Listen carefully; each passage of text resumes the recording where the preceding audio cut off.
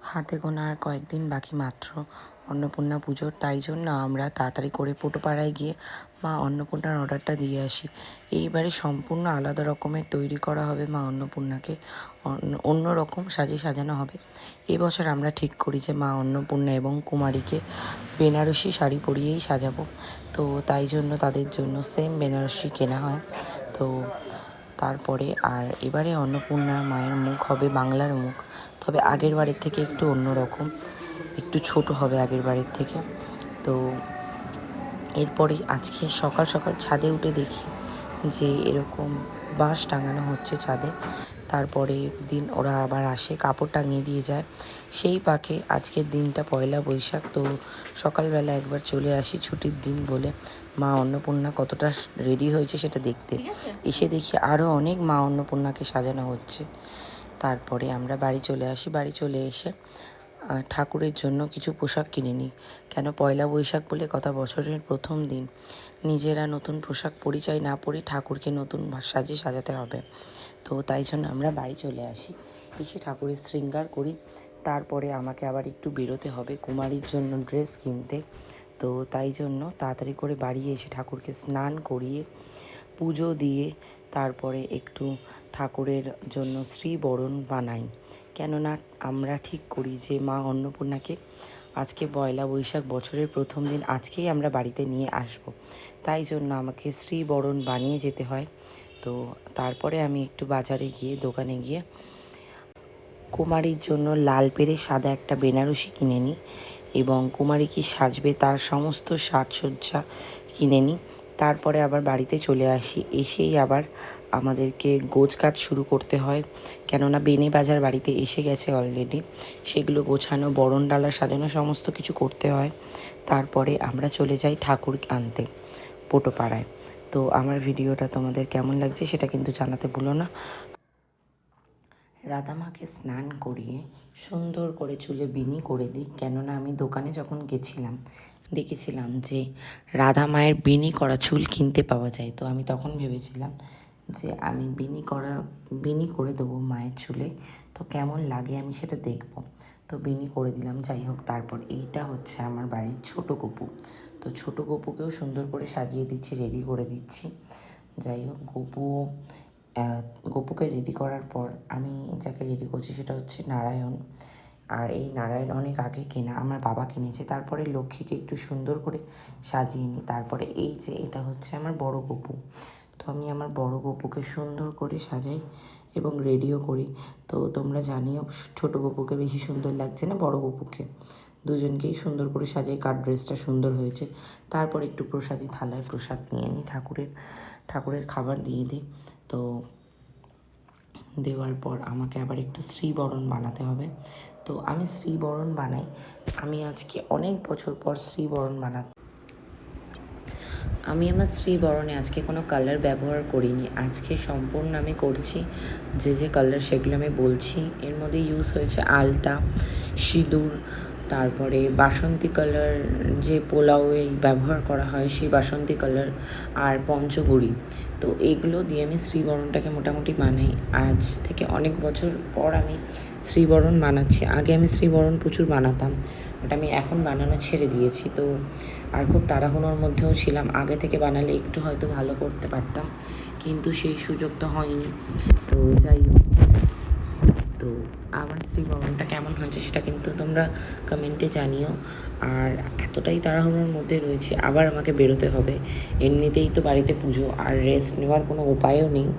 তো কী করব, কী আর করা যাবে, সেই জন্য তাড়াতাড়ি করে শ্রীবরণটাকে যাই হোক কোনো রকমে সেরে আমাদেরকে বাইরে বেরোতে হবে। আশা করছি নেক্সট বার যখন আমি শ্রী বানাবো তখন একটু টাইম নিয়ে, আগে থেকে সময় নিয়ে একটু ভালো করে বানাবো, আরও কিছু কনসেপ্ট রাখবো। তো কী কী দিয়ে বানানো যায় সেটা দেখব। তো যাই হোক, পয়লা বৈশাখের দিন শ্রী বানাচ্ছি। তারপর পয়লা বৈশাখ বলে সব কাজ ফেলে রেখে এত কাজ বেড়ে গেছে যে হাতে আর টাইম নেই। পুজোর এত জোগাড় জানতে কী করে কমপ্লিট হবে, সব নিয়ে টেনশন পড়ে গেছি। তো যাই হোক, কোনো রকমের শ্রীটাকে আর কি বানিয়ে তাড়াতাড়ি করে আমাকে বেরোতে হয়। আমার শ্রী অলমোস্ট ডান। তো তোমরা কীরকম শ্রী বানাও সেটা আমাকে ভিডিও দেখিও, আর তোমরা কী কী ইউজ করো সেটা আমাকে জানাতে ভুলো না। তো আমি শ্রীতে কী ইউজ করলাম সেটা তোমাদেরকে বলে দিলাম। আমি পুরোটাই চালের গুঁড়ি দিয়ে করছি এবং শ্রীতে জল মিশিয়ে পুরো ডালাটা তৈরি করি, এবং কী কী কালার ব্যবহার করলাম সেটা তোমাদেরকে জানালাম। তোমরা কী কী কালার ইউজ করো সেটা আমাকে জানিও। তো আমার ঠাকুরকেও সাজানো হয়ে গেছে, খাবার নিবেদন করা হয়ে গেছে, পুজো দেওয়া হয়ে গেছে। আমাদের বাড়িটাকে খুব সুন্দর সাজানো হয়েছে।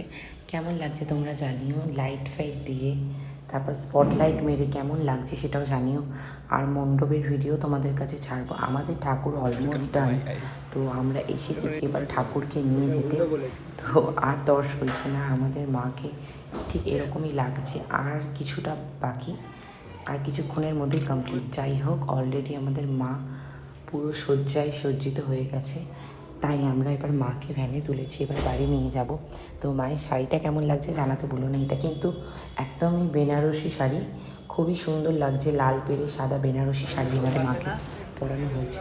শুধু মাকেই না, এবারে আমরা ঠিক করি যে মাকে আর কুমারীকে দুজনকে একই বেনারসি একই সুন্দর সাজে সাজাবো।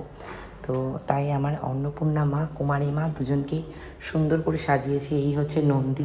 তাও আগের বারের থেকে ঠাকুর এবারে একটু ছোট হয়েছে। তো যাই হোক, আমার ভিডিওটা তোমরা দেখতে থাকো, আর কিছু আমি বলবো না, সঙ্গে থাকো।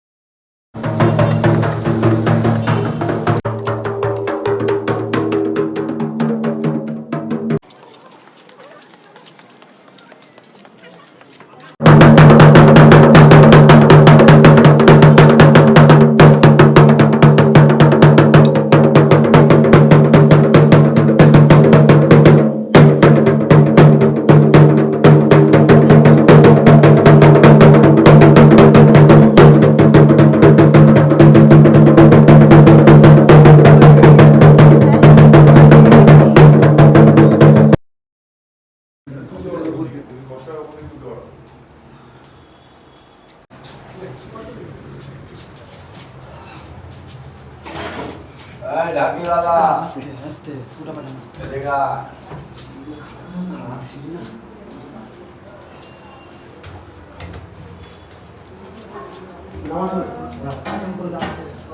দেখবে দেখো। হ্যাঁ ঠিক আছে, চলো।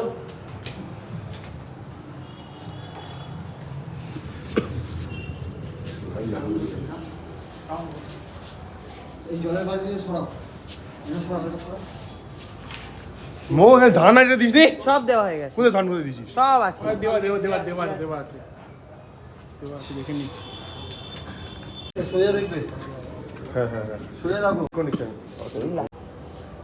ঢাক ওই নিচে আছে, দেখ বাইরে।